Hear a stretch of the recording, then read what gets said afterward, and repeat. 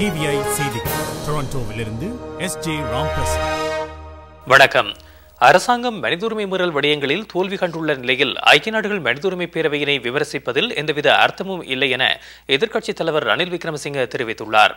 மனிதுரிமைகள் ஆணையாளர் நவநீதம் பிள்ளையை அரசாங்கம் ஒருபுறம் குறை கூறுகின்றது, மறுபுறத்தில் அவரை இலங்கைக்கு வருமாறு அழைக்கின்றது. இதன் அர்த்தத்தை விளங்கிக் கொள்ள முடியவில்லை என அவர் குறிப்பிட்டார். நாட்டை பாதுகாக்க அரசாங்கம் தவறியுள்ள நிலையில் அதை பதவி நீக்க வேண்டிய தருணம் வந்துள்ளது. இதற்கென அடுத்த ஆண்டில் தேர்தல் இடம்பெற வேண்டும் என தமது கட்சி வலியுறுத்தும் என்று ரணில் விக்ரமசிங்க மேலும் தெரிவித்தார். சென்னையில் நடைபெறவிருக்கும் இந்திய பிரீமியர் லீக் கிரிக்கெட் போட்டியில் இலங்கை வீரர்கள் எவரும் பங்கேற்க மாட்டார்கள்.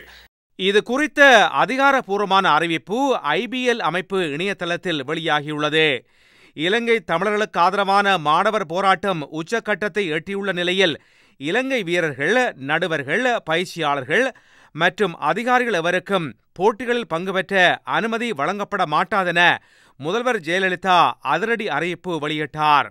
இலங்கை அரசாங்கத்தின் இனப்படுகொலை விவகாரம் தமிழக மக்களிடையே ஆழமான உணர்வுகளை கிளப்பியிருக்கும் நிலையில் முதல்வர் ஜெயலலிதா IBL போட்டிகள் குறித்து இந்திய பிரதமருக்கு எழுதி அனுப்பிய கடிதம் சம்பந்தமாக இன்று நண்பகல் கூடிய IBL அமைப்பின் நிர்வாக குழு ஆராய்ந்தது. இதையடுத்து இலங்கை வீரர்கள் சென்னையில் இடம்பெறும் போட்டிகளில் பங்கு பெற மாட்டார்கள் என்ற முடிவு எடுக்கப்பட்டுள்ளது.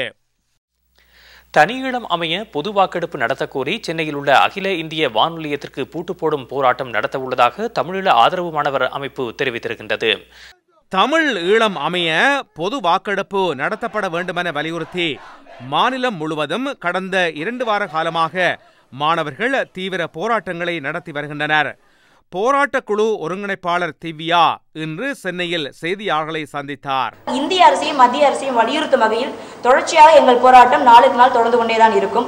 அந்த வகையில் தமிழீழத்திற்கான மாணவர் போராட்டக்குழு சார்பாக நாளை இந்திய அரசை, மத்திய அரசை கண்டிக்கும் வகையில் சென்னையில் இருக்கக்கூடிய ஆல் இந்தியா ரேடியோ அலுவலகத்தை இழுத்து பூட்டி முற்றுகையிடும் போராட்டத்தை அறிவித்துள்ளோம்.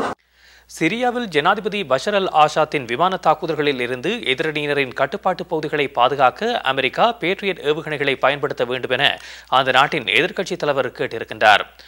கட்டார் தலைநகர் டோஹாவில் இடம்பெற்ற அரேபிய உச்சி மகாநாட்டில் முதல் தடவையாக சிரியாவுக்கென ஒதுக்கப்பட்ட ஆசனத்தில் எதிரணி தலைவரான சுன்னி முஸ்லிம் மதகுரு மொவாஸ் அல் கத்தீப் அமர்ந்திருந்து உரையாற்றினார்.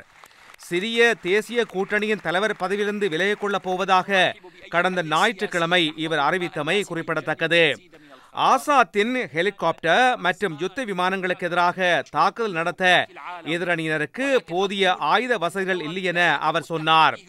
எதிரணியினரின் கட்டுப்பாட்டில் உள்ள வடபகுதி நகரங்களை பாதுகாக்க பேட்ரியட் ஏவுகணைகளை அமெரிக்க படைகள் அமைக்க வேண்டும் என அமெரிக்க ராஜாங்க செயலாளர் ஜான் கெரியை தாம் ஏற்கனவே கேட்டிருப்பதாக அல் கதீப் சொன்னார்.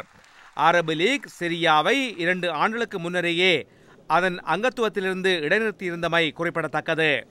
விரிவான செய்திகள் டிவியின் செய்தி அறிக்கையில் இடம்பெறும்.